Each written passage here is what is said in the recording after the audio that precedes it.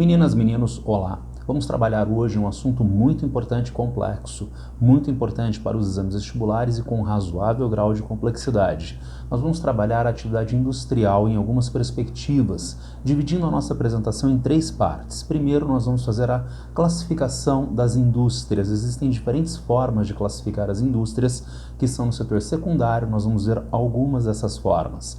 Na sequência, nós vamos trabalhar a evolução dos paradigmas técnicos e averiguar como em cada um desses diferentes paradigmas técnicos há localização industrial ótima para as necessidades do capital. Por paradigmas técnicos, nós vamos entender as revoluções industriais, dizendo então de uma outra forma, onde as indústrias buscam se instalar na primeira, segunda, terceira e na quarta revolução industrial, tá certo? E vamos finalizar a nossa apresentação com um aspecto talvez mais complexo, que são os modelos de organização da produção. Vamos partir lá do Fordismo, avançar para o toyotismo e finalizar com o chamado plataformismo, capitalismo de plataformas que nós encontramos na atualidade. Começando então com a classificação das indústrias. As indústrias participam do setor secundário da economia. Vamos nos lembrar desses setores? Primário, secundário e terciário. O setor primário são as primeiras atividades produtivas, é a agropecuária e o extrativismo. O setor secundário é o processamento dessas matérias-primas oriundas do campo da extração mineral, do extrativismo animal, do extrativismo vegetal. A indústria na segunda etapa, setor secundário. A terceira etapa, o comércio e a prestação de serviços, setor terciário, setores primário, secundário e terciário. É só nós nos lembrarmos, por exemplo, da camisa que eu estou utilizando. Ela é uma camisa de algodão lá do setor primário da agricultura, junto com a pecuária e o extrativismo. Eu não estou usando algodão, eu estou utilizando uma camisa.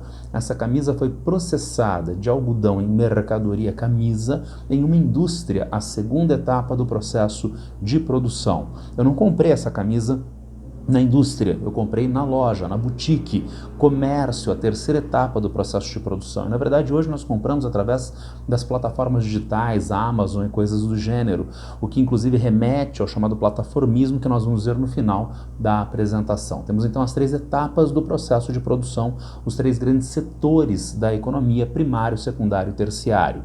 A indústria faz parte do setor secundário da economia. Mas vejam vocês, nós encontramos a indústria de smartphones, nós encontramos a indústria têxtil, nós encontramos a siderurgia como exemplos de indústrias. Todas elas estão no setor secundário da economia. Só que essas três indústrias que eu citei trabalham diferentemente com quantidade de trabalhadores, qualificação da força de trabalho, valor de mercadorias finais, entre outras diferenças. Nós podemos, portanto, ter subdivisões dentro do setor secundário. É o que nós vamos ver a partir de agora. Que subdivisões são essas? Vamos ver uma primeira divisão do setor secundário das indústrias, que são as indústrias extrativas, diferente das indústrias de transformação. E o que são as indústrias extrativas? São indústrias que trabalham com matérias-primas retiradas diretamente desde a natureza. A Vale é um bom exemplo de indústria extrativa. E quando a gente poderia ligar um sinalzinho de alerta, mas espera aí, a Vale não é extrativismo mineral? A Vale não seria, portanto, setor primário extrativismo? Calma, calma, calma. Então vamos analisar isto. De um lado está o Zezinho bateando ouro em um afluente do rio Amazonas, lá no estado do Amazonas, tá certo? Ele faz parte do setor primário da economia, tá? Ele faz parte do extrativismo mineral. A Companhia Vale faz parte do setor secundário da economia. A Companhia Vale faz parte da indústria extrativa. Vamos comparar? Vamos comparar o Zezinho bateando ouro com a Vale e mais a Embraer e a Ford. Agora, veja qual é a escala de produção do Zezinho bateando ouro. Ele produz uma quantidade pequenininha de ouro. Já a Ford, a Embraer e a Vale têm uma escala de produção muito maior, escala industrial. Nós temos só o Zezinho trabalhando, ele trabalha sozinho fazendo a mineração. Essas outras empresas têm uma quantidade e complexidade muito maior junto à força de trabalho.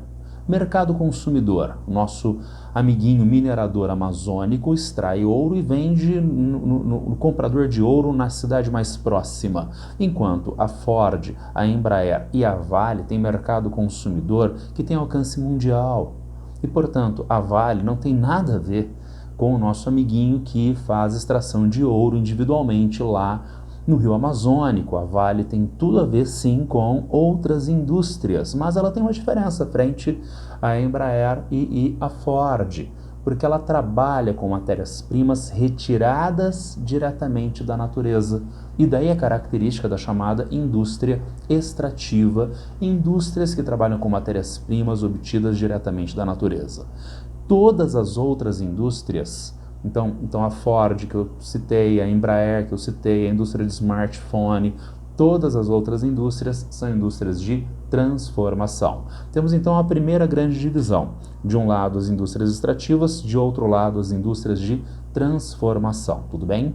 Temos uma segunda forma de classificação, vejam vocês, bens de produção e bens de consumo. O próprio nome já está indicando um diferencial entre estas indústrias no que diz respeito ao mercado consumidor. As indústrias de bens de produção produzem mercadorias industriais que são compradas por outras indústrias de bens de produção ou por indústrias de bens de consumo. As indústrias de bens de consumo produzem mercadorias que chegam ao consumidor final por intermédio do setor terciário. Cada um desses setores é dividido em outros dois. Vejamos, bens de produção, bens intermediários e bens de equipamentos. Bens intermediários são matérias-primas, são energias para o processo de produção, são insumos para o processo de produção. A siderurgia faz parte do setor de bens de produção, bens intermediários. Eu não compro aço no Carrefour, eu não compro aço como consumidor individual. Outras indústrias compram aço para o seu processo de produção.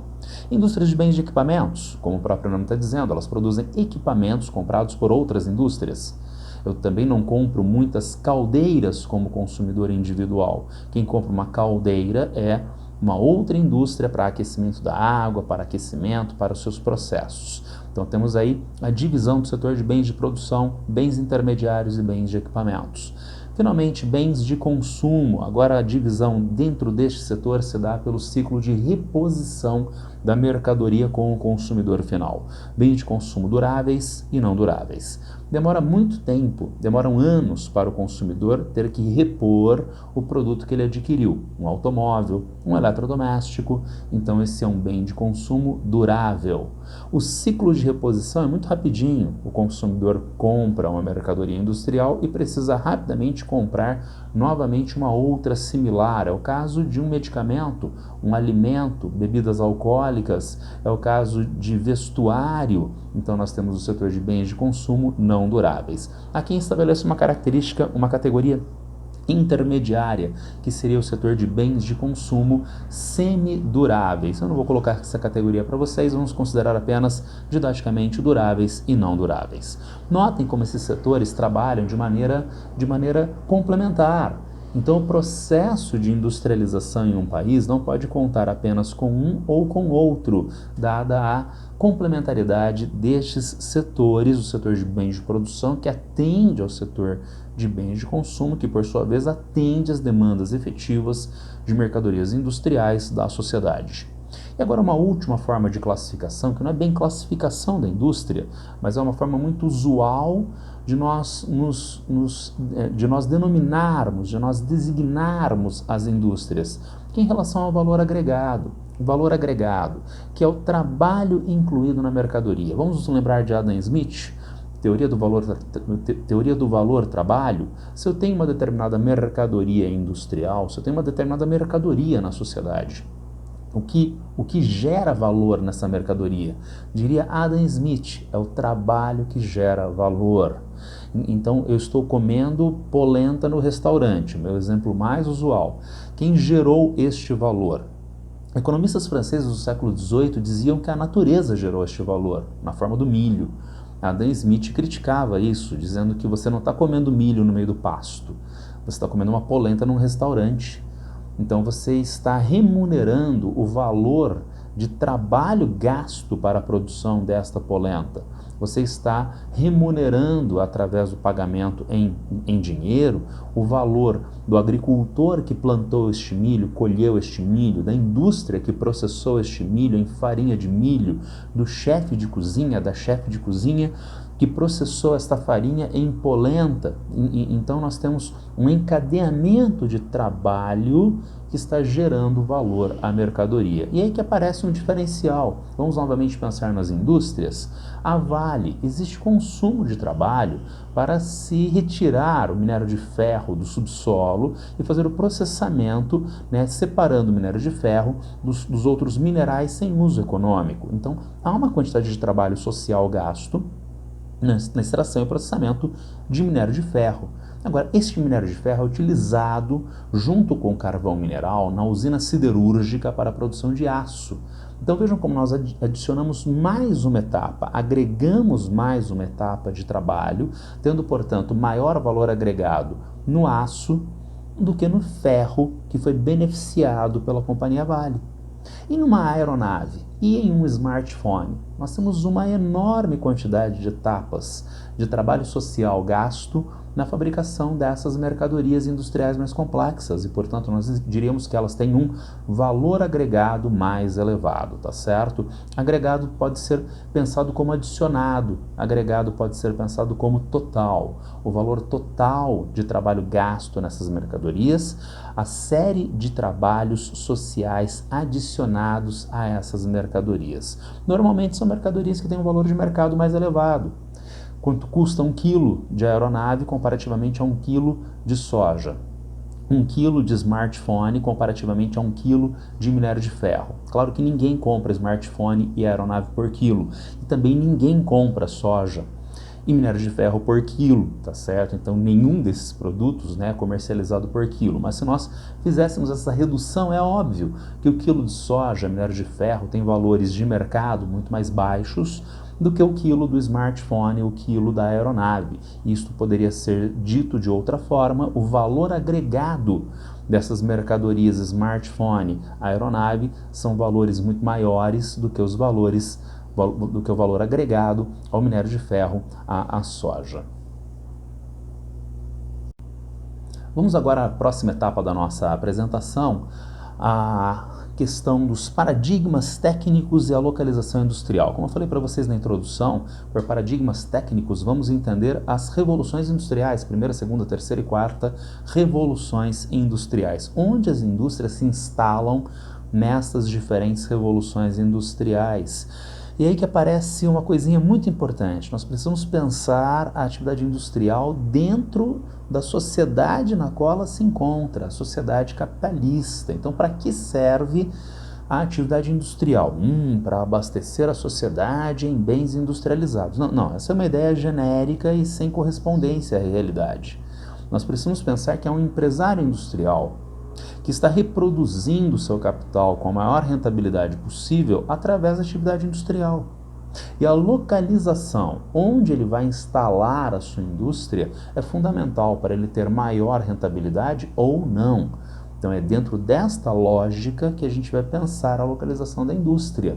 Em qual localização nós vamos encontrar o empresário industrial tendo a maior rentabilidade possível. E para tanto nós precisamos lembrar do que é necessário para a produção industrial. Aqui nós temos um quadrinho que mostra matéria-prima, vias de transporte, fontes de energia, proximidade do mercado consumidor, principalmente ao longo do século XX, XXI, incentivos fiscais, meios de comunicação e a mão de obra em quantidade, preço e qualificação.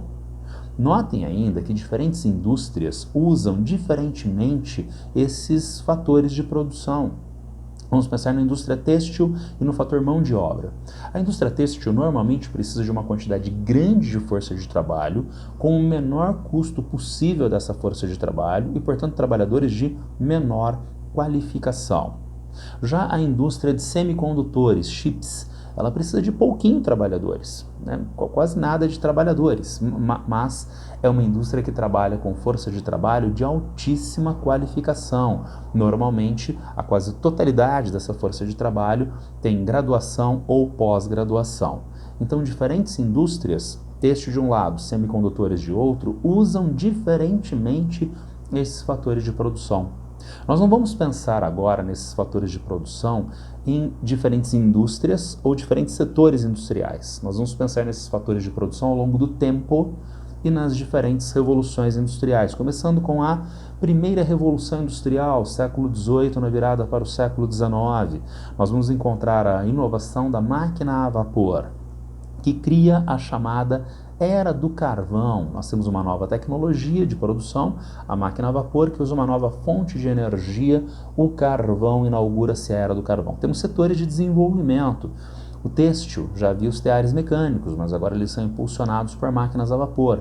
A siderurgia na produção de aço, de larga utilização em todas as outras indústrias. E também o setor de transporte. Eu coloquei para vocês o transporte marítimo, né, com navio vela, vapor, mas também o transporte continental, terrestre, com ferrovias a vapor. São três fortes setores de desenvolvimento com a primeira revolução industrial. Bom, onde as indústrias vão se instalar neste contexto? É só nós nos lembrarmos dos fatores de produção que estão logo acima: matéria-prima, energia, transporte. Vamos pegar transporte, onde nós encontramos regiões nas quais o sistema de transporte é de melhor qualidade. Gente, pensa bem, nós estamos numa Europa, por exemplo, do final do século XVIII. É uma Europa com economia basicamente rural neste momento. Então os sistemas de transporte ainda são muito precários. Não há região que tenha um destaque mais elevado no setor de transporte. Bom, vamos para outro requisito, que é o trabalho. Então vamos pensar onde há trabalhadores com maior qualificação para as necessidades industriais. Não há. Novamente, Europa rural do século XVIII. Não há massificação de trabalhadores com qualificação. Bom, então se a gente está numa Europa que está transitando do rural para o industrial, todos os fatores são ruins. Você pode colocar a indústria em qualquer lugar que vai ter que enfrentar os mesmos problemas? É claro que não. Existe um fator que é super importante. Todas essas indústrias usam carvão pra caramba. Inaugurou-se a Era do Carvão. E, portanto, nós temos o nosso mapinha que mostra as jazidas de carvão concentrando as primeiras regiões industriais. Se nós temos um país, uma sociedade, que tem os meios financeiros e técnicos para transição dentro do processo de industrialização, dentro deste país, as áreas fornecedoras de carvão vão concentrar as primeiras regiões industriais, porque todas as indústrias usam carvão. Vocês poderiam, entretanto, objetar e pensar: bom, pelo menos uma indústria precisa de uma outra matéria-prima. A siderurgia, ela precisa de carvão, mas ela precisa de minério de ferro também. Quem sabe a siderurgia vai ficar no meio do caminho, né? Entre a jazida de carvão e a jazida de minério de ferro. E a resposta é não. A siderurgia também ficará próxima da jazida de carvão. Nós encontramos hoje uma siderurgia de alta produtividade demandando uma pequena quantidade de fonte de energia carvão para a produção de grandes quantidades de aço. Não é o caso da siderurgia do século XVIII, que precisava de enormes quantidades de carvão para a produção de aço, fazendo com que também a siderurgia se concentrasse junto às jazidas de carvão, as bacias carboníferas. Temos, portanto, o nosso primeiro mote de localização industrial, primeira revolução industrial, com uma nova tecnologia, máquina a vapor, nova fonte de energia, o carvão mineral, com a localização das indústrias próximas das jazidas carboníferas, setores de desenvolvimento têxtil, siderúrgica e transporte. Avançamos agora para a segunda revolução industrial, a partir do final do século XIX até os anos 1950. O motor de combustão, o motor elétrico, são as inovações técnicas deste momento que dão margem a novos setores de desenvolvimento industriais. É o caso da petroquímica, do transporte aeroviário, da indústria automobilística. Legal, nós temos então uma nova tecnologia que usa uma nova fonte de energia, o petróleo e os seus derivados, inclusive a energia secundária, energia elétrica, onde as indústrias vão se instalar pensando que agora elas não estão mais, nestes setores de desenvolvimento, tão fortemente condicionadas pelas jazidas de carvão. E a resposta é jazidas de carvão. Poxa, mas essas indústrias não são como as da primeira revolução industrial. Elas não têm a mesma demanda por carvão mineral. Sim, sim, isso é verdade. Entretanto, as economias de concentração ajudam a explicar porquê da manutenção das mesmas regiões industriais. Vamos voltar um pouquinho lá para o século XVIII, virada para o século XIX. Os fatores de produção industrial, força de trabalho em quantidade e qualificação de trabalho, sistemas de transporte, comunicação, todos eles eram muito precários em várias partes do espaço. Mas as bacias carboníferas suscitaram a atração de indústrias em alguns países e, portanto, os fatores de produção industrial começaram a se desenvolver mais e mais junto a estas primeiras regiões industriais. Lá está o empresário industrial da Alemanha na década de 1920. Ele está bem no meio da segunda revolução industrial. Onde ele vai instalar a indústriazinha dele? Ele pensa que o bisavovô dele da primeira revolução industrial estava preso às jazidas de carvão. Mas a indústria dele, de automóveis, não está presa às necessidades de oferta de matéria-prima carvão. Porém, onde ele vai encontrar a maior oferta de força de trabalho? Na região do Reno-Ruhr, na parte ocidental da Alemanha, na jazida carbonífera, onde estava a indústria do bisavovô, onde ele vai encontrar as melhores infraestruturas de transporte e comunicação também nessa mesma região. Portanto, a atração de indústrias para as bacias carboníferas melhoraram os fatores de produção sempre nesta mesma região. Essas novas indústrias que não precisam da mesma matéria-prima e energia, mas elas vão continuar gozando dos melhores fatores de produção nessas regiões. Há uma nova etapa de desenvolvimento técnico, segundo a Revolução Industrial, mas isso não muda as regiões industriais, que vai ser mudada, que serão mudadas com a terceira Revolução Industrial. Agora nós temos os anos 1960, com o desenvolvimento da informática, eletrônica e comunicações. Vejam que eu não coloquei uma fonte de energia específica, porque a era do petróleo, inaugurada lá atrás com o motor de combustão interna, com a segunda revolução industrial, continua como a mais importante fonte de energia individual primária na terceira revolução industrial. Então não há um diferencial de fonte de energia. Mas agora sim nós vamos ter algumas diferenças no que diz respeito à localização industrial. Porque entra o processo de deseconomias de aglomeração nesse contexto nos países de industrialização mais antiga e brevemente nos países de industrialização mais recente. O que são deseconomias de concentração ou de aglomeração? É o contrário do fenômeno que nós acabamos de ver. Então, novamente, o encadeamento temporal. Primeira Revolução Industrial, as indústrias começam a se instalar numa determinada região, bacias carboníferas. Nesta região, os fatores de produção industrial melhoram cada vez mais, concentrando nesta mesma região as novas indústrias. O que vai acontecer, entretanto, a partir dos anos 1950 a 1960? Nós temos um limite. Nós temos um limite de absorção de novas indústrias nessas regiões. E sabe por quê? Por exemplo, fator força de trabalho. A força de trabalho já está há bastante tempo lidando com a indústria. A força de trabalho está organizada, sindicalizada, tem capacidade de política de pressão por salários mais elevados. Em outras regiões, sem maior apelo industrial, nós encontramos trabalhadores que podem se submeter a salários mais baixos. E, portanto, é um primeiro fator que torna as regiões de menor desempenho industrial mais atrativas.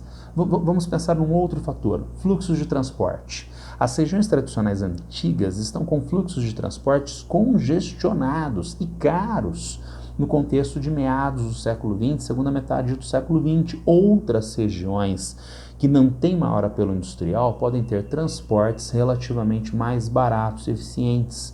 Colocando de uma outra forma, deseconomias de aglomeração. As antigas regiões industriais atingiram um limite de absorção de indústrias e os fatores de produção industrial agora se tornam mais vantajosos fora das antigas regiões industriais. É um primeiro fator de espalhamento das indústrias pelo espaço, pela criação de novas regiões industriais, que se soma aos a menor importância dos custos dos insumos. Vamos voltar lá para a nossa siderurgia do século XVIII? O que forma o preço da mercadoria final aço? Basicamente o custo de carvão mineral e de minério de ferro. É bom o empresário industrial pensar muito bem onde ele vai instalar a sua indústria, porque se ele errar esta localização industrial, ele vai aumentar os custos de aquisição de aço, os custos de aquisição de minério de ferro, de carvão, e vai aumentar o preço do seu aço. Ele vai perder mercado consumidor. Bom, então é muito importante para a Samsung instalar a indústria de produção de smartphones próximas às jazidas de lítio das baterias do smartphone da Samsung para diminuir o custo. Peraí. O aço é basicamente o preço do minério de ferro e do carvão. O smartphone da Samsung é basicamente o preço do lítio extraído? É claro que não. De novo, a ideia de valor agregado. Nós temos uma série de etapas do processo de produção para produzir o smartphone que não estão dados, por exemplo, para a produção do aço. Então, o custo da matéria-prima, que era tão importante para a siderurgia no século XVIII, é muito menos importante para o smartphone do século XXI. E, finalmente, se o custo da matéria-prima é menos importante, o que é mais importante? É mais importante os centros de pesquisa e desenvolvimento. São importantes também as infraestruturas de transporte e comunicação, tendo em vista o espalhamento de etapas de produção em escala mundial. Então nós temos novas necessidades, novas demandas que vão ser pensadas no espaço para a atração ou não destas novas indústrias da terceira revolução industrial. E finalmente nós temos a quarta revolução industrial. Notem que eu coloquei uma interrogação um tanto abusiva ali na frente. E por quê? Quarta revolução industrial, ou como se popularizou a partir de uma feira industrial da Alemanha no início dos anos 2010, a Revolução Industrial 4.0. Então se fala disso com boca cheia, como se fosse um dado acabado, mas olha que está marcado logo ali embaixo, em desenvolvimento. Então isto não é um dado, isso não aconteceu. Isso está acontecendo e, portanto, características estão ainda sendo desenvolvidas e entendidas nessa chamada quarta revolução industrial. Vamos averiguar essas características, vamos testar essa ideia. O que seria uma quarta revolução industrial? Ora, automação produtiva total, com fábricas inteligentes, internet das coisas, comunicação 5G e inteligência artificial. Então, notem bem, vamos pegar internet das coisas. Eu tenho acesso à internet, tá? E eu uso meu smartphone, eu uso redes sociais. Agora, quem terá acesso à internet, quem tem acesso à internet na quarta revolução industrial? As máquinas nas diferentes etapas do processo de produção. Mas por que uma máquina teria acesso à internet, né? Para ter redes sociais, para postar selfie no Instagram? Não, porque a máquina é organizada com inteligência artificial e ela não vai fazer selfie consequentemente. Então as máquinas passam a se comunicar umas com as outras, organizando o processo de produção através de inteligência artificial. Daí a ideia de nós termos a máquina ligada à internet e um cérebro de inteligência artificial organizando o processo de produção. Nós trabalhamos nas aulas iniciais do ano a evolução do meio geográfico na visão de Milton Santos. É como se nós tivéssemos, com a quarta revolução industrial, um novo meio geográfico sendo gestado. No meio natural, os processos produtivos estavam ligados diretamente a ciclos da natureza. Tá? Então, ventou o barquinho à vela, viaja, não ventou o barquinho à vela, tem que esperar. Tem a época de plantio, tem a época de colheita. Então a gente tem ciclos da natureza que definem os processos produtivos das relações sociais. No meio técnico, no século XVIII, a gente tem uma mudança radical, porque agora a gente tem uma infraestrutura técnica que garante maior autonomização da atividade produtiva frente aos ciclos da natureza. Isso ainda tem uma força maior a partir da terceira revolução industrial, com a informática, com as telecomunicações, no meio técnico-científico informacional. Só que em todos esses episódios, em todas essas etapas, nós encontramos o homem tendo que agir diretamente na gestão do processo produtivo. Agora passa a haver um intermediário, e o intermediário é a inteligência artificial, tá certo? Da inteligência artificial organizando para as necessidades sociais o processo produtivo. E daí a necessidade de comunicação 5G, que não é uma questão tanto de volume de dados, isso é verdade, volume de dados significativo, mas é muito mais uma questão de intervalo, delay entre emissão e recepção da informação. delay, que a gente mede, por exemplo, no ping do smartphone, quando a gente faz medição de velocidade, né, do seu smartphone na rede. Então, o ping em 4G funciona com 40 milissegundos, 50 milissegundos, intervalo entre emissão e recepção da informação. E quem precisa de menos? Quem precisa de menos são as máquinas conectadas na indústria, na Revolução Industrial 4.0, na quarta Revolução Industrial. Daí a necessidade de um intervalo entre emissão e recepção para coordenação efetiva do processo de produção muito menor, inerente ao 5G. Lembra que eu falei em desenvolvimento? Porque vejam vocês, nós temos 5G como uma realidade bastante extensa no território chinês na atualidade. Nos Estados Unidos não é bem assim. Nós temos extensas regiões que são apagões de 5G. No Brasil nem se fale.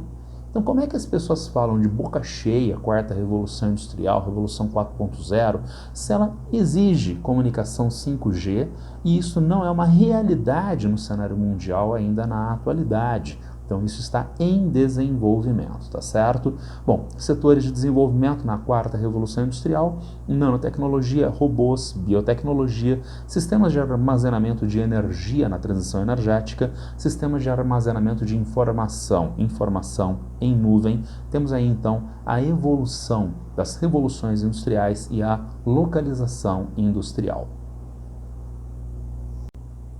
Vamos agora à última etapa da nossa aula, que é a organização do capital. Vamos ver a evolução do taylorismo-fordismo em direção ao toyotismo e ao atual plataformismo. Eu coloquei duas frases ou expressões símbolos desses momentos inicial e final desta evolução da organização do capital. Taylorismo-fordismo, sociedade salarial, dignidade no emprego. Então, o homem como pessoa cidadã na sociedade, esse homem tem dignidade através do salário que ele recebe, salário através do emprego que ele tem. O emprego garante salário, que garante acesso à habitação, acesso à saúde, à educação, ao consumo de bens essenciais para uma vida digna, uma vida de bem-estar.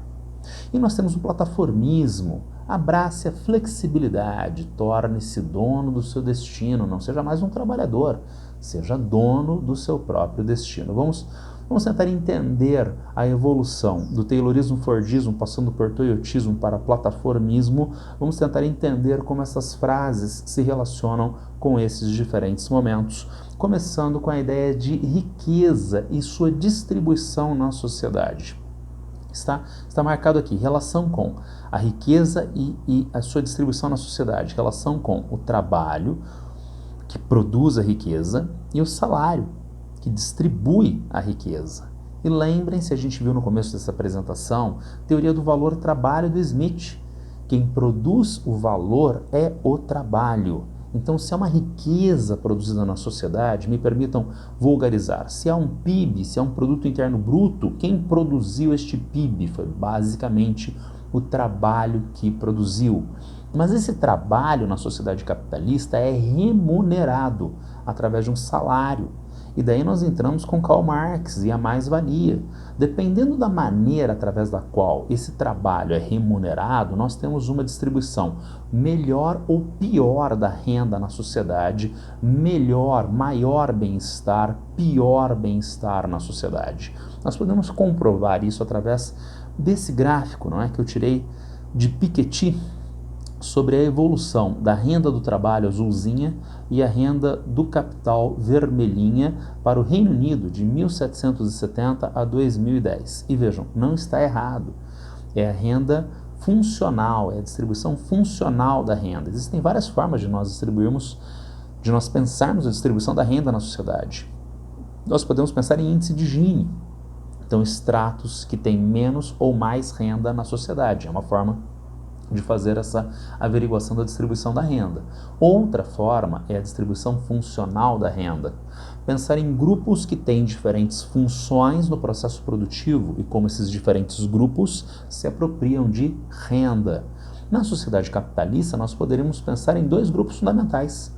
Um grupo que tem a função da propriedade privada dos meios de produção e outro grupo que tem a função de venda do trabalho. Então, a distribuição funcional da renda frequentemente se reporta a renda apropriada pelo capital e a renda apropriada pelo trabalho, pelo proletariado. E não está errado o nosso gráfico, especialmente para o Reino Unido nesse período considerado. O trabalho concentra mais renda do que o capital. Isso por uma questão quantitativa. Quantos trabalhadores nós temos na sociedade, quantos burgueses nós temos na sociedade. Então nós temos a burguesia com uma abundância maior de recursos para gastar pessoalmente, né? Mas se eu somar todo o proletariado, ele passa a ter uma renda mais elevada. Porém, vamos pegar em alguns períodos considerados.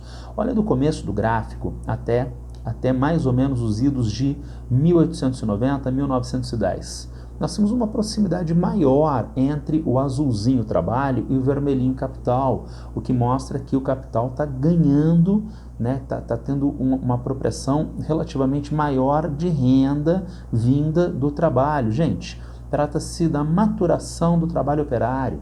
A Revolução Industrial foi na semana passada, estamos passando pela segunda Revolução Industrial, não há maior organização do trabalho que possibilite pressão do trabalho para reverter esta apropriação da riqueza pela burguesia, daí a maior concentração de renda, tá certo? Mas vejam como abre essa, digamos, boca do jacaré a partir de 1890, 1930, quando nós temos o Fordismo e o estado de bem-estar social dentro da lógica keynesiana.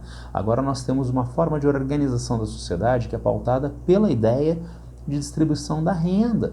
E, portanto, o trabalho consegue uma apropriação maior da renda, aumentando a sua distância frente ao capital. Agora, vejam, a partir de 1970 a 1990, agora, novamente, a boquinha do jacaré começa a fechar, não é? Porque neoliberalismo, deslegitimando a intervenção do Estado na economia, na sociedade e, consequentemente, fazendo com que a renda do trabalho se torne evadida deste setor em direção à burguesia.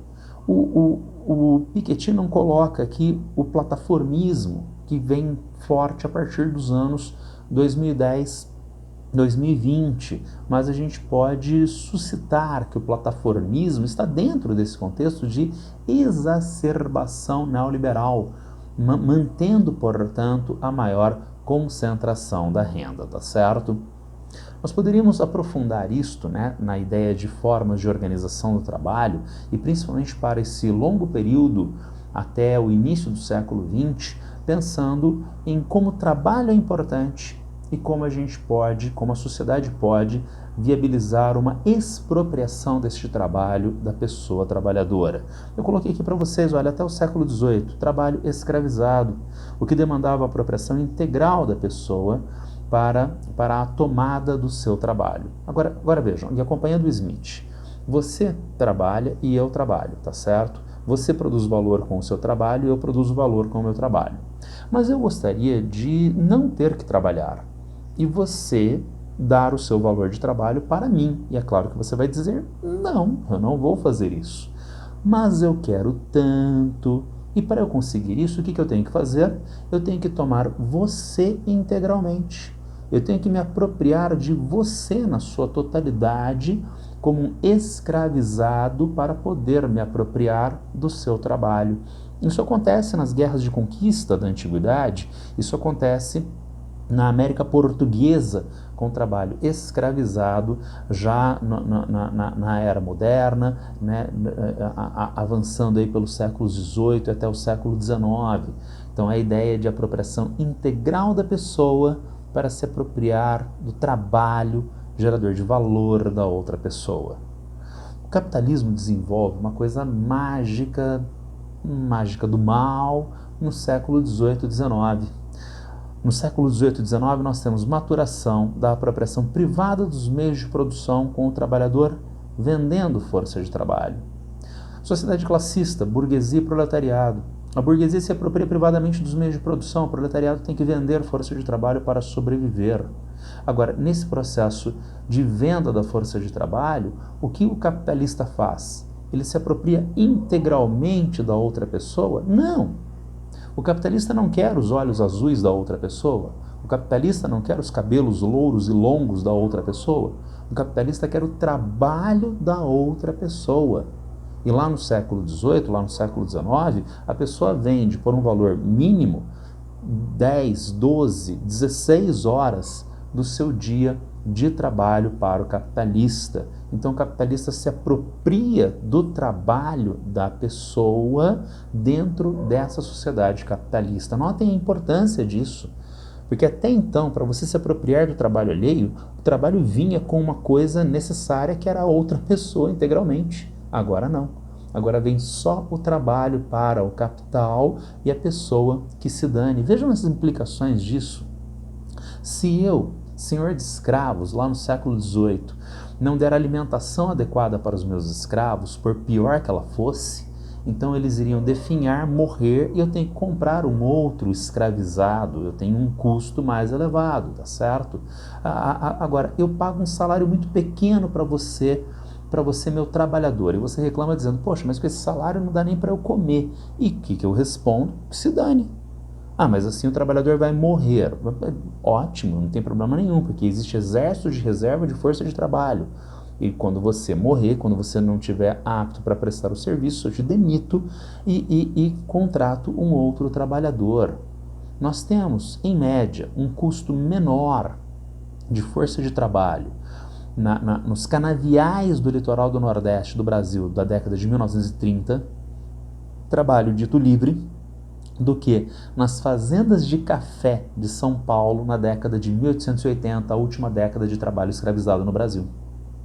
Então, com esta mágica que o capital faz, ele consegue se apropriar mais do valor de trabalho do trabalhador do que na lógica antiga de escravização. Isso ajuda a explicar o nosso gráfico anterior, que mostra no longo período da Revolução Industrial até a entrada do século XX, neste longo período, o maior crescimento da renda do capital frente à renda do trabalho. Mas isso vai começar a mudar com o advento do Fordismo e do estado de bem-estar social. Vamos averiguar isso.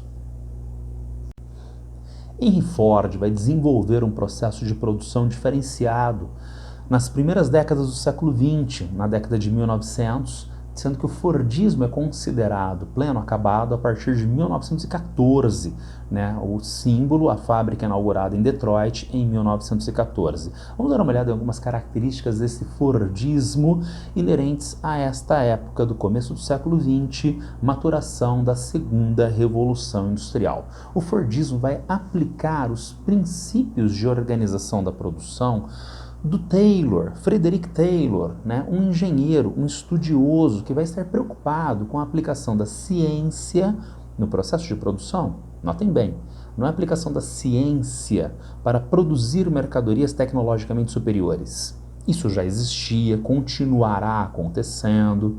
A inovação do Taylor é aplicar a ciência para organizar o processo de produção.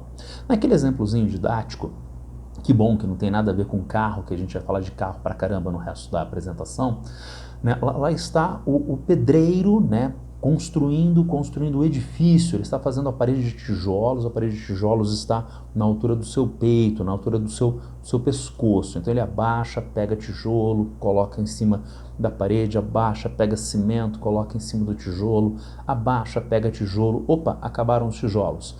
Ele vai até o depósito, pega mais tijolos e continua o processo. O Taylor está passando, ele fala, seu pedreiro, você está errado, tá certo? Como é que acabou o tijolo? Não acaba tijolo ou cimento. E sabe por quê?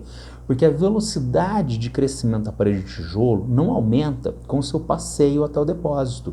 Então, antes de começar o trabalho, todo o cimento, todos os tijolos, todas as ferramentas que você tenha necessidade. Economia de deslocamentos. Mais ainda, a parede de tijolos está na altura do pescoço dele. Ele abaixa, pega o tijolo e levanta. Esse movimento de abaixar e pegar o tijolo melhora a velocidade de construção? Não. Então, que tal dois cavaletes que tornem os tijolos e o cimento na altura da rotação de tronco do trabalhador pedreiro? Agora ele rotaciona o tronco, pega o tijolo e coloca. Ele rotaciona o tronco, pega o cimento e coloca. Economia de movimento, os movimentos serem direcionados para o processo de produção, e as duas coisas juntas economizam tempo, economia de tempo, deslocamento e movimento, que são pensados antes de começar a produção para que haja a maior produtividade possível. Essas coisas que o Taylor pensou, o Ford vai falar, nossa, isso é o que eu precisava para a minha indústria. E vão ser absorvidas pelo Fordismo já na década de 1900, com a linha de montagem. Eu coloquei para vocês a passagem antológica do Tempos Modernos, né, com o personagem do Charlie Chaplin na linha de montagem. Então vejam, nesta passagem, nós encontramos o trabalhador industrial indo ao depósito pegar as ferramentas, indo ao depósito pegar a peça que vai ser trabalhada? Não. O trabalhador está parado, a peça passa na frente dele e a única coisa que ele precisa fazer é um movimento de rotação de pulso para atarrachar uns parafusos. Então é pensado uma estruturação da produção através da qual, né, o trabalhador tenha todo o direcionamento de deslocamento, movimento, tempo para o processo de produção. Mas se ele estiver produzindo um carro, só apertar o parafuso não vai produzir o carro? Sim. Então o Ford vai, e ainda dentro da lógica taylorista, introduzir a ideia de linha de montagem com esteira rolante e, atenção, especialização do trabalho. Trabalho especializado que não é sinônimo de trabalho qualificado. A qualificação é a quantidade de conhecimento que é necessário para exercício do trabalho. A especialização pressupõe um trabalho específico, um trabalho especializado, tá certo? Então, este trabalhador tem uma especialização. Ele trabalha num recorte muito individualizado do processo de produção. O trabalhador logo anterior faz uma etapa, o trabalhador logo posterior faz outra etapa dentro do processo de produção como um todo. E esse processo de produção é que garante agora a quantidade, a qualidade do processo de produção. Notem aí uma inovação do Taylor e do Ford. Para você produzir em quantidade e qualidade no século XIX, você precisava de um trabalhador que tivesse uma expertise, um conhecimento muito grande do seu trabalho. Agora, é o trabalhador que é o foco? Não. Agora, é a estrutura de produção que vai gerar isso com trabalhadores que podem ser extremamente desqualificados. Ele só precisa saber apertar o parafuso que passa. Ele não sabe fazer a mercadoria final inteira, mas a estrutura de produção é que garante isso, tá legal? Agora, uma inovação que o Ford introduz e que vai além das características tayloristas. O Ford vai introduzir a maior remuneração do trabalho com redução da jornada de trabalho. Trabalho de 8 horas por dia na fábrica de 1914 com salário de $5 a hora. Nós temos mais ganhos salariais com menor jornada de trabalho. E atenção, agora nós vamos entrar numa polêmica. Eu não vou aprofundar a polêmica neste vídeo, porque eu vou deixar um outro vídeo aqui junto com a aula, especificamente sobre essa polêmica.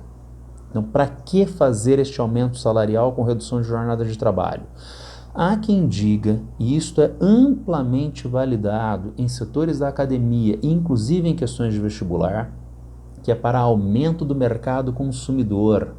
Então o Ford paga mais por quê? Porque quem vai comprar a mercadoria industrial é o trabalhador. Se o trabalhador recebe mais, então pode haver o consumo em massa da produção em massa. A gente vai ver no nosso próximo videozinho como isso é uma análise bem tosca. Porque vejam, eu sou um empresário de uma indústria A. Tá? Então eu vou pagar mais para o meu trabalhador pensando que o trabalhador, a categoria trabalhador, é o mercado consumidor para mim como categoria industrial. Mas eu consigo mandar que o meu colega, que o meu concorrente industrial pague salários mais elevados? Não, eu não consigo. Então estou tendo um custo mais alto na minha empresa e não tenho o feedback dos outros empresários que não estão aumentando o salário.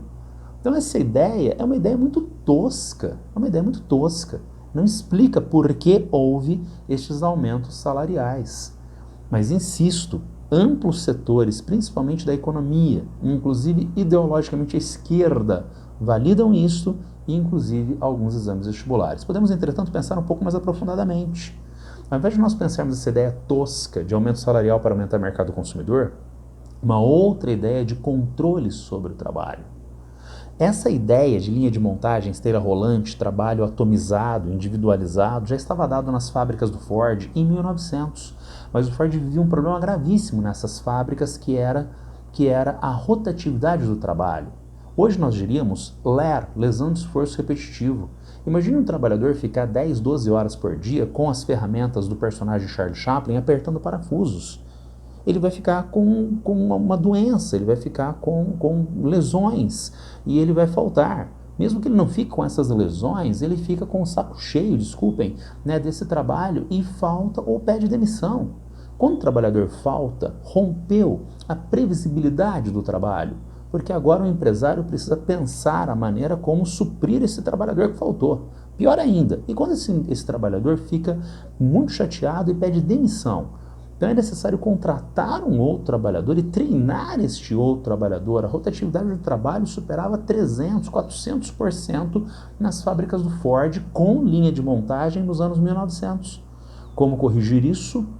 Pague um salário maior, com menor jornada de trabalho. E atenção, o Ford pode fazer isso?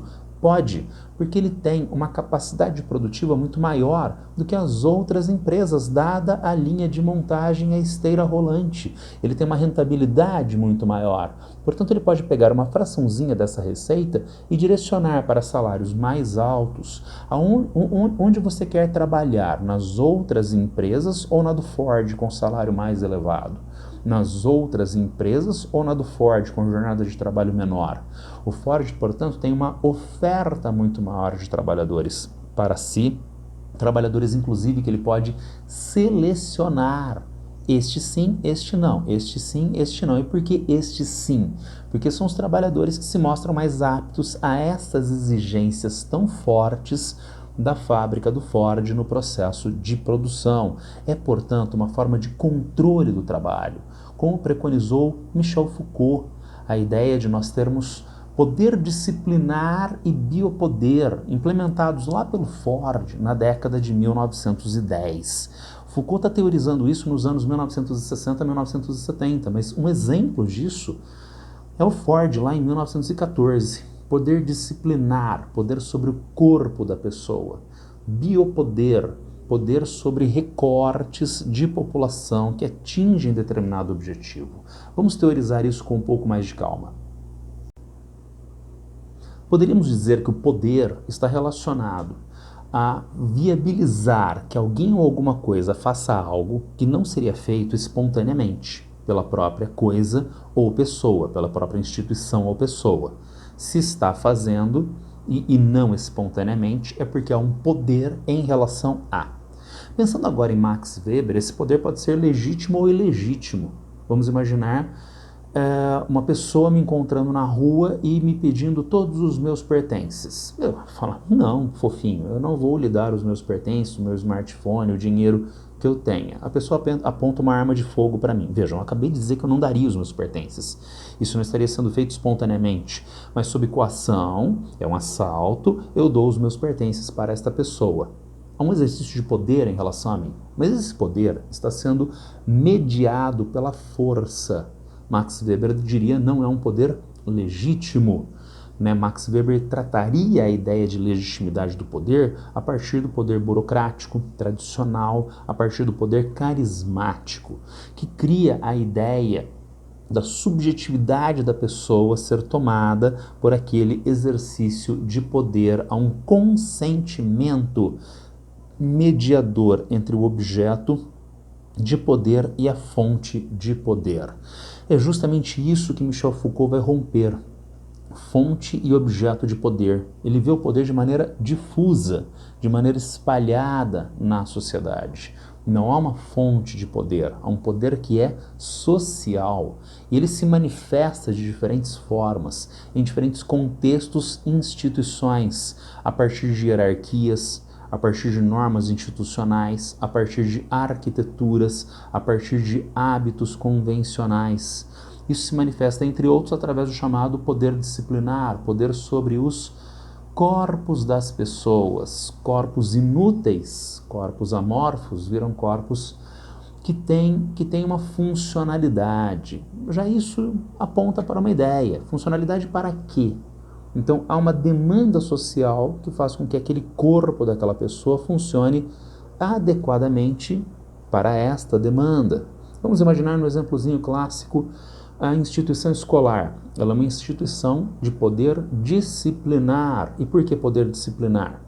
Lá estão os primeiros anos do ensino básico, não é? Então, a criancinha, nos primeiros anos dos ciclos escolares, dos primeiros ciclos escolares, e na sala de aula, a criança fala alto, levanta, mexe com o coleguinha, mas é repreendido pelo professor, é repreendido pelo diretor, né? Leva ponto negativo, a família tem que prestar esclarecimentos na escola.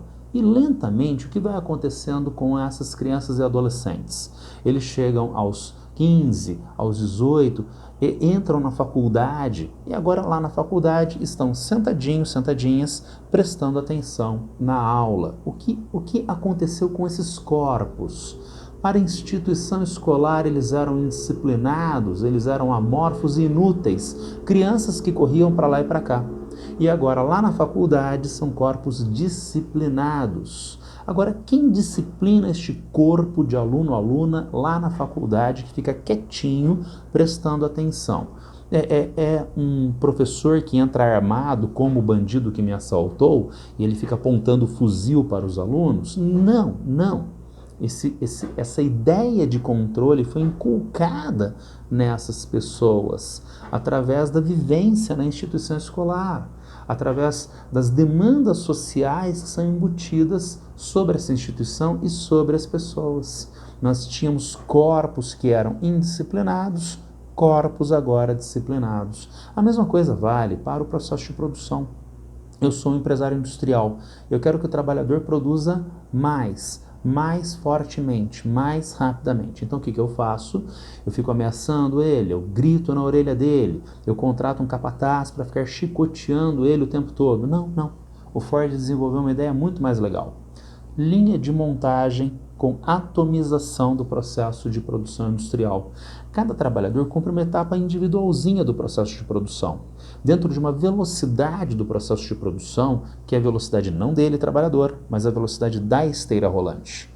Então, quem controla a velocidade de trabalho do trabalhador não é ele próprio, e não é o grito do patrão.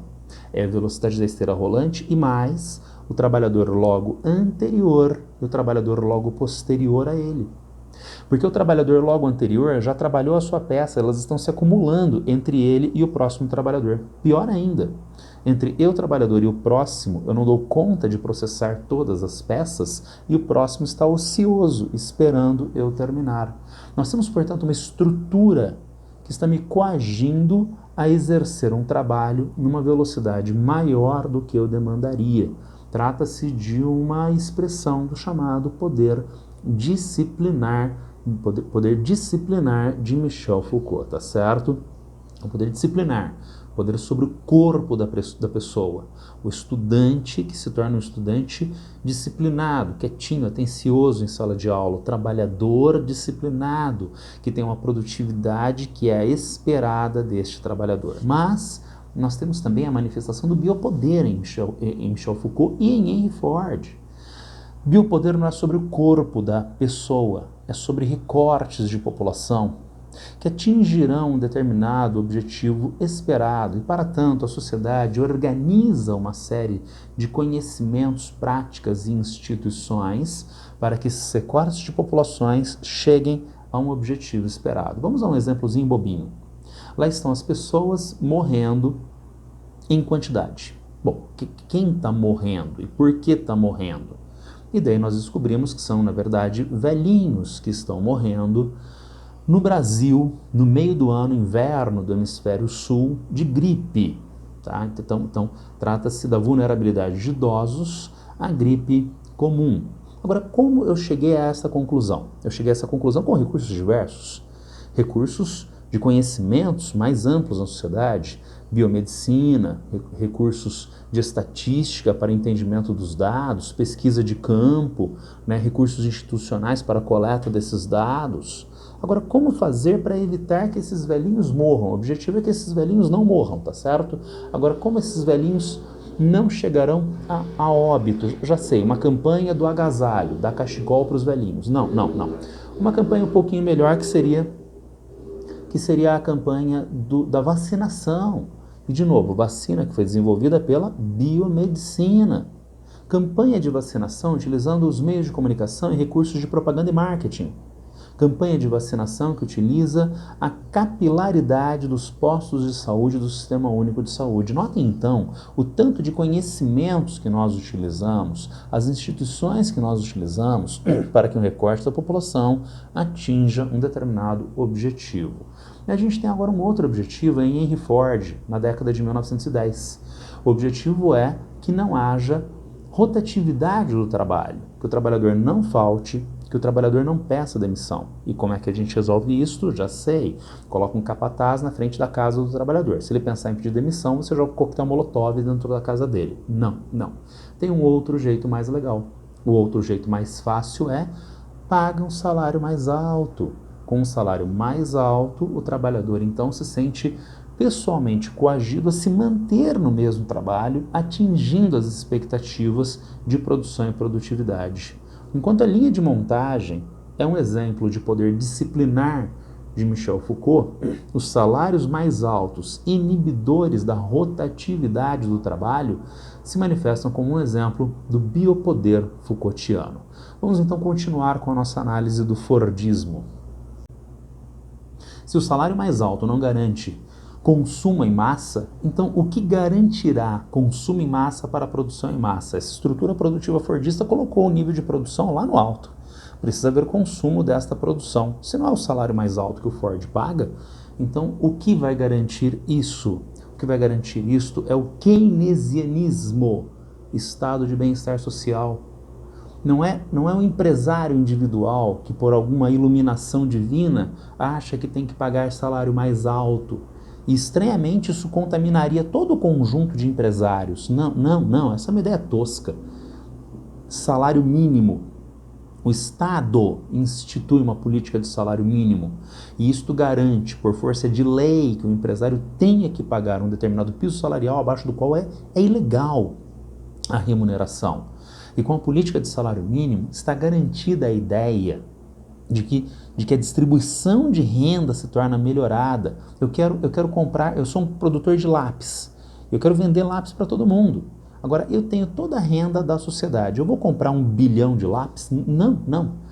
Então o lápis vai ter que ser comprado por vários outros consumidores que têm renda para comprar o lápis. Quando a renda está bem distribuída, daí nós passamos a ter a ideia de consumo em massa, da produção em massa. Esse salário mais alto do trabalhador é feito através não do espontaneísmo do empresário, mas de uma lei trabalhista, leis trabalhistas que garantam essa melhor distribuição da renda. E não apenas dessa forma que o Estado vai agir.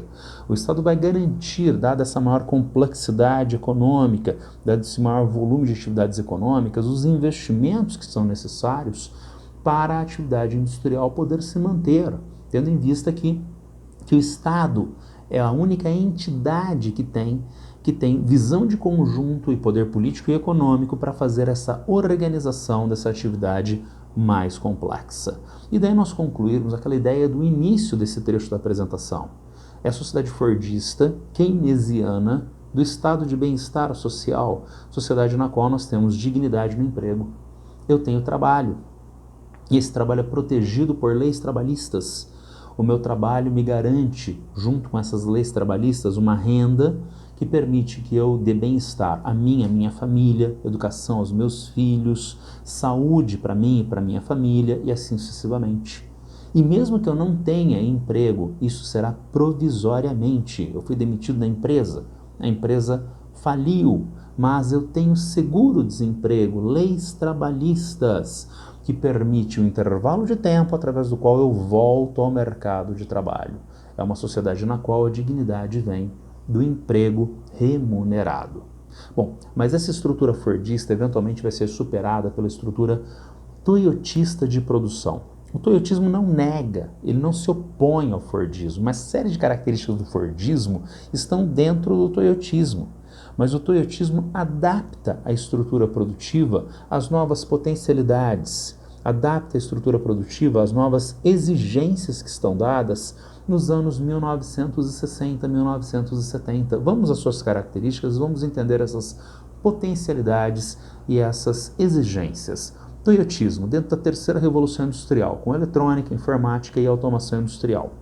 Isso se desdobra em uma primeira coisa, estruturação das cadeias de valores globais. Capital busca por regiões mais adequadas a cada etapa do processo de produção. Etapas simples vão para países pobres, etapas complexas ficam em países de alto desenvolvimento socioeconômico. Então vamos lembrar das cadeias de valores globais. O automóvel precisa de semicondutores? Sim, precisa. Chips semicondutores. Onde esses semicondutores vão ser produzidos? Bom, aqui no Brasil, a gente monta o automóvel e produz o semicondutor também. Péssima ideia. Semicondutor é extremamente complexo para ser produzido. Semicondutor é muito difícil de ser produzido. Então onde a gente vai produzir isso? Onde já haja a infraestrutura e o trabalho qualificado. Não precisa criar infraestrutura do nada. Isso já está dado, assim como os trabalhadores qualificados, lá em Taiwan. Bom, mas eu vou gastar pagando um trabalhador tão caro de Taiwan para a montagem final do carro, que é um processo extremamente simples? Não. Montagem final a gente faz no Brasil com trabalhadores bem mais baratos. Isso explica a estruturação das cadeias de valores globais, também chamadas ao contrário cadeias globais de valores, tá certo? Né? E ainda mais, isso é uma coisa que só pode estar dada, não para o Ford lá na década de 1910. Os transportes e as comunicações para organizar a produção em escala mundial eram fáceis lá para a década de 1910? Não. Para a década de 2000, 2010, 2020, na verdade, para os anos 1960, já eram muito mais fáceis de serem organizados. É uma potencialidade deste momento de evolução da produção industrial. Agora, notem como isso se desdobra para o trabalho. E lembra do comecinho desse trecho da apresentação?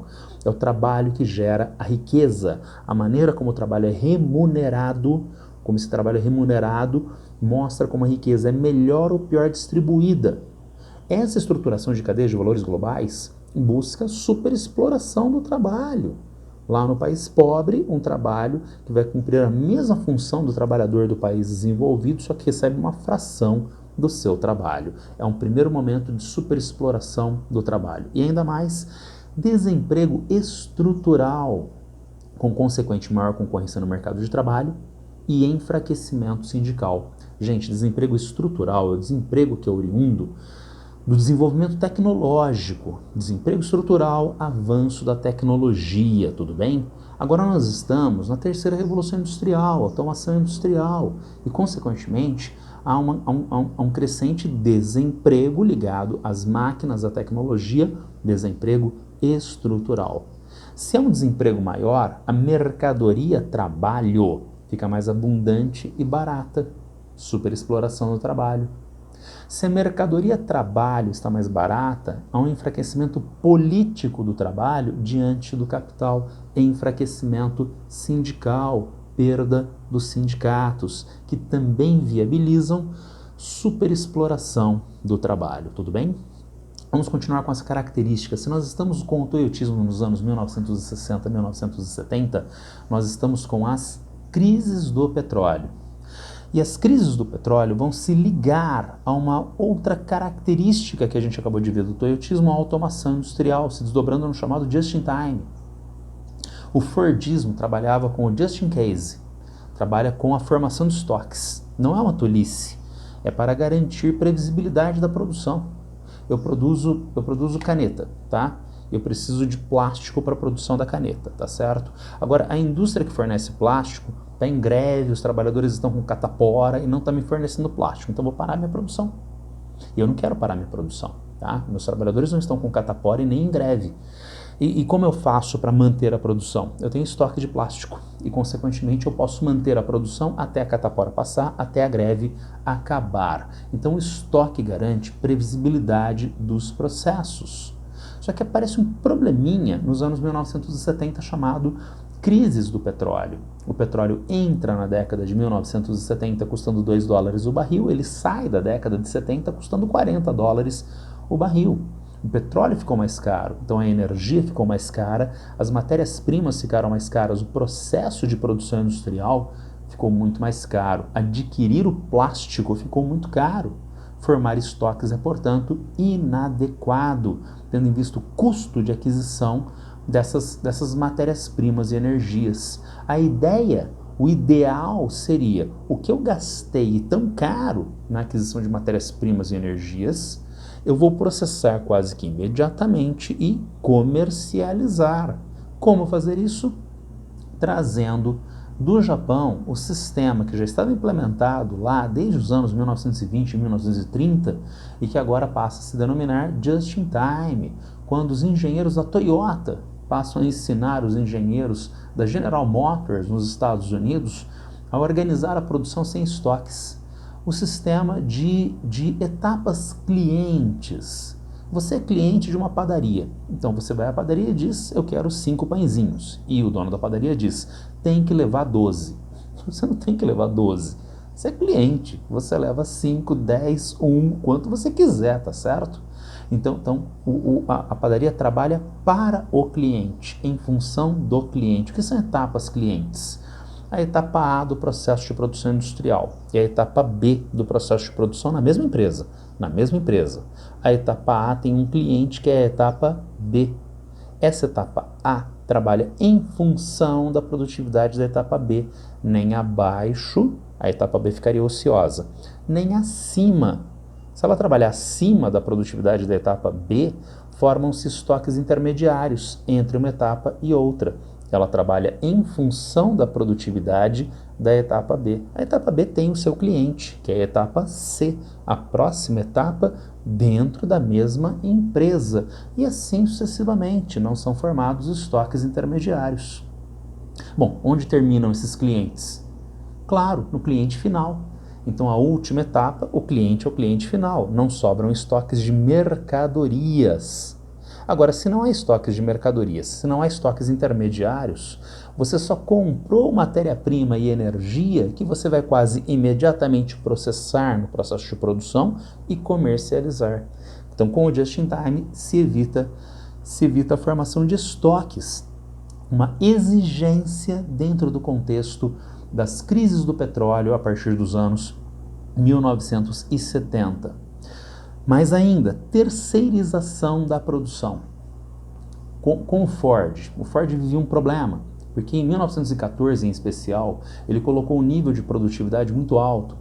Ele é uma fábrica de automóveis, ele precisa produzir, sei lá, o volante do automóvel? Não precisa. Então ele pode encontrar uma fábrica que forneça para ele os volantes. Qual fábrica consegue atingir a produtividade do Sr. Ford em 1914? A resposta é nenhuma. E, consequentemente, o Ford tem que ser fornecedor de si. E daí a concentração das atividades dentro de uma mesma empresa. Daí nós temos a concentração vertical de atividades, as diferentes etapas do processo controladas pela mesma empresa. Nós estamos no capitalismo dos anos 1960 no toyotismo. Então, será que uma empresa como a Lenovo, como a Dell, que fabricam computadores, ela precisa gastar e fazer um setor de produção de processadores? Não. Essas empresas, Dell, Lenovo, compram os processadores da Intel, da AMD. Então elas são fornecedoras para a Intel e a Lenovo.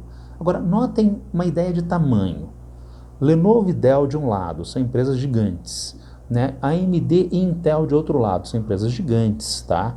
E a Intel e a AMD estão fornecendo processadores para a Lenovo, a Intel. Para a Lenovo e a Intel fazerem os seus computadores desktop, computador de mesa, precisa de mouse. Agora, quem faz mouse? Uma gigante produtora de mouse? Não. Tem uma fábrica da Dell no Rio Grande do Sul. Provavelmente tem alguma fábrica de injetores plásticos lá no Rio Grande do Sul, no mesmo estado do Rio Grande do Sul, uma fabriquinha fundo de quintal, que fornece mouse para a Dell. Então, quem são as empresas fornecedoras dessa empresa gigante? Empresas tão gigantes quanto ela própria, ou empresas pequenininhas também entram na órbita desta empresa como fornecedoras nessa lógica de terceirização. Mas ainda trabalhadores com multifuncionalidade, mais exigências sobre o trabalho. Então lá no Ford, o que o personagem do Chaplin sabia fazer? Apertar parafuso. O trabalhador toyotista não. Ele sabe diferentes etapas do processo de produção. A cada tempo ele só vai fazer uma etapa do processo de produção, mas ele sabe desenvolver várias diferentes etapas. Para quê? Para que se a cada tempo ele vai desenvolver só uma etapa? Gente, para haver melhor uso, um uso mais flexível da força de trabalho. Vejam bem, fábrica fordista onde os trabalhadores têm uma especialização de produção. Tá? Agora, esse setor A da fábrica está superdimensionado em trabalho. Esse setor B da fábrica está subdimensionado, está faltando trabalhadores. Há um custo muito alto de demissão dos trabalhadores do setor A, treinamento, contratação e treinamento de trabalhadores para o setor B. Se é uma fábrica toyotista com trabalhadores multifuncionais, basta remanejar estes trabalhadores. Os trabalhadores, então, tendem à multifuncionalidade dentro do toyotismo. Como consequência, nós encontramos o capital com necessidades de redução de custos do trabalho e uma nova legislação trabalhista com redução das atribuições. Lá no alto do nosso slide, para onde as indústrias vão, principalmente se trabalham com etapas mais simples do processo de produção, para locais onde o trabalho é mais barato. É necessário, portanto, locais que tenham um relaxamento da legislação trabalhista. Dentro do just-in-time, então notem bem uma ideia a mais que eu ainda não tinha colocado. Just-in-time é produção sem estoque, produção em função do mercado consumidor. O mercado está em alta, a produção está em alta, maior contratação. O mercado está em baixa, a produção diminui, demite os trabalhadores. Só que tem uma legislação trabalhista que é muito rigorosa na demissão de trabalhadores, gerando custo para o empresário. Então, o que o toyotismo me diria sobre essa legislação? Nananina não. Meninas, meninos, enquanto Fordismo exige keynesianismo como uma forma de organização da economia para garantir distribuição de renda, para garantir qualificação de trabalho, escola pública, no toyotismo, ao contrário, as exigências mais graves da indústria agora traduzem um relaxamento da interferência do Estado na sociedade dentro do contexto neoliberal. Agora, se o Estado não regula a relação capital-trabalho, o que vai acontecer com os ganhos do trabalho frente aos ganhos do capital? Os ganhos do trabalho vão ser dilapidados frente aos ganhos do capital, aumento da concentração de renda. E vamos finalmente para o plataformismo, anos 2010, 2020. E o que seria esse capitalismo de plataformas na atualidade? Bem, como eu falei há pouco, o toyotismo não nega o fordismo. Ele absorve uma série de características do fordismo e ele tem outras características que estão dadas mediante as exigências, potencialidades de um novo tempo, os anos 1960. A mesma coisa deve ser pensada para plataformismo. Não é uma oposição ao fordismo, ao toyotismo, é uma adaptação a este novo contexto. Vamos dar uma olhada em algumas dessas características. Plataformismo por quê? Porque nós temos plataformas digitais que contribuem para a organização da produção. Plataformas como Facebook, Amazon, como Instagram e assim sucessivamente. Plataformas digitais que permitem extração de dados, que identificam e criam tendências de consumo.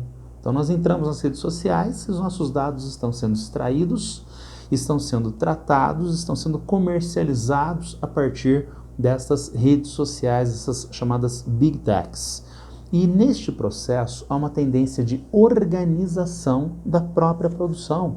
Organização no que diz respeito ao que vai ser produzido, quanto vai ser produzido e quem vai consumir. Lembra do just-in-time, do toyotismo logo anterior? Organização da produção de modo que o volume de produção seja adequado ao mercado consumidor. Produção sem estoques, idealmente. Notem como isto é uma exacerbação do velho just-in-time. Porque agora a gente tem uma forma de organizar não apenas a quantidade de produção e consumo, os setores de mercadorias em relação aos setores do mercado consumidor. Agora nós podemos avançar muito mais com organizar o que vai ser produzido, porque eu sei a demanda do mercado através dessa extração de dados, quanto vai ser consumido, eu sei quem quer e quanto ele pode pagar por isso e quem, por extensão, vai consumir. Trata-se então com as plataformas digitais, a extração e tratamento de dados dos consumidores de uma exacerbação do just-in-time. Temos ainda mais, como desdobramento disso, indústria 4.0. É uma atividade industrial que tem que ser integrada no que diz respeito à inteligência artificial, internet das coisas, big data, robótica, computação em nuvem, além de contar com o setor financeiro no processo de produção. Então, a organização da produção se dá com todos esses recursos tecnológicos que a gente tinha visto de quarta revolução industrial, mas também fortemente ligado à financeirização. Eu quero comprar um automóvel do Ford. Tinha Banco Ford, mas vamos simplificar só didaticamente. Eu guardo o dinheirinho e vou lá e compro o automóvel do Ford, tá legal? E para que eu compre um livro na atualidade, eu posso comprar um e-book da Amazon. Então eu tenho que pagar em dinheiro para a Amazon. Não, porque eu cadastrei o meu cartão de crédito na Amazon, então a Amazon funciona como uma empresa ligada a um capitalismo altamente financeirizado, que está ligado umbilicalmente com as empresas do setor financeiro, com os bancos. Então o capitalismo de plataforma é também uma exacerbação, não apenas no just-in-time, mas da financeirização. Apesar disso, extração de dados é uma ideia, né?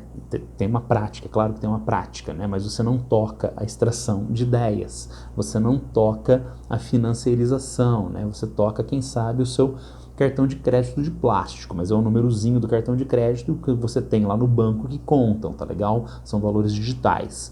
Mas isso se manifesta também na prática, onde há uma materialização deste plataformismo, desse capitalismo de plataformas. Por exemplo, eu coloquei aqui para vocês iFood, Amazon, armazenamento e distribuição. Então, iFood faz parte do capitalismo de plataformas, é uma plataforma digital. Chega uma comida na sua casa, tá certo? Então isso tem uma materialidade, não é um e-book que está chegando na sua casa, é uma comida que está chegando na sua casa. Chega um livro físico da Amazon, chega uma compra que você fez da Amazon. Isso envolveu um processo logístico de armazenagem próximo da sua residência, da cidade onde você mora. Então tem toda uma infraestrutura física. Notem ainda mais, antes de eu avançar um parênteses, em cada uma dessas etapas ou características, eu estou colocando plataformas símbolo. Extração de dados, eu coloquei a Amazon, né, o Instagram, né, a Meta, né, o Alphabet, onde tem o Google. Agora, no que diz respeito à armazenagem e distribuição, iFood, Amazon e assim sucessivamente. Bom, se eu estou falando de indústria 4.0, financeirização, então plataformismo é uma coisa só para gigantes. Não. As empresas pequenininhas ou a pessoa individualmente também podem participar, pequenos negócios e pessoas individualmente participam deste processo, sob adequação ao sistema e com aumento da extração de recursos. Você é uma pessoa muito rica e quer me contratar como um chofer, como um motorista particular.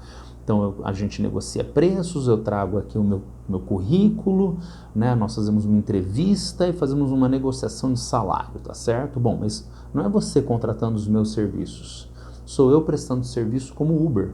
Então eu levo meu currículo para Uber e negocio o meu salário. Não, eu não tenho a menor ideia quanto é que eu vou receber, porque isto é algoritmizado. Existe então um recurso mediado por inteligência artificial e com um algoritmo de extração e tratamento de dados que permite então a remuneração diferenciada a cada momento, a cada corrida e em cada região. Então eu trabalho como pessoa individual dentro da lógica plataformista? Sim, eu controlo isso? Eu tenho que me adequar ao sistema. E notem bem, se você é o patrão e eu sou o trabalhador, por mais que existam diferentes assimetrias políticas de parte a parte, mas existe o face a face. Não existe mais o face a face dentro da Uber. Existe um algoritmo que regula quanto que você, motorista do Uber, vai receber, que você, dono da birosca que vende lanche, vai receber do iFood, tá certo? E cada uma dessas criaturas, o motorista de Uber e o dono da birosca de lanche que estão no iFood, estão participando em plataformas, eu volto lá no começo, com aumento da extração de dados. Mais um desdobramento, esses serviços estão dados na esteira da precarização de serviços estatais e nas novas relações sociais. Na cidade na qual você mora, né? Então o sistema de transporte é de que ordem? Nós temos transporte com trens de diferentes níveis que estão integrados com transporte rodoviário de ônibus, grandes ônibus para corridas mais longas, micro-ônibus para corridas curtas, o que faz com que o tempo de espera de qualquer um desses meios de transporte não exceda 3 minutos em estações climatizadas. Eu adoraria que fosse assim. Se fosse assim, ninguém utilizaria Uber, percebeu? Então por que as pessoas usam Uber? Porque o transporte coletivo é uma porcaria. Por que o transporte coletivo é uma porcaria? Porque a gente tem uma dilapidação do Estado que primeiro privatizou esse setor de transporte para empresas que estão preocupadas com a sua reprodução de capital e não com a qualidade do transporte final. Quanto pior fica a qualidade de transporte, mais tem Uber. Agora, notem um detalhe importante. Quando a gente fala de capitalismo de plataformas, a gente pensa em grandes empresas e, como a gente introduziu agora, a ideia do pequenininho, né, do motorista de Uber. Qual é a qualificação necessária para ser motorista de Uber? Tem motorista de Uber que é pós-graduado, tá? Mas não é necessário ser pós-graduado. É necessário ter habilitação nível B, tá? Habilitação só para automóvel. Isso aqui é a exigência básica, tá certo? Bom, então quem trabalha para essas plataformas é o dono da birosca, né? O dono da lanchonete que tem formação média, é o cara que tem habilitação CNH categoria B. Não. Tá marcado aqui ITMS. O S é de saúde. É teleatendimento de saúde. Então trabalha não só o Uber, que tem, digamos, ensino médio, como o médico, que tem formação superior em medicina, prestando, nesse caso, teleatendimento. Então não pensem o prestador desses serviços como meramente um motorista de Uber.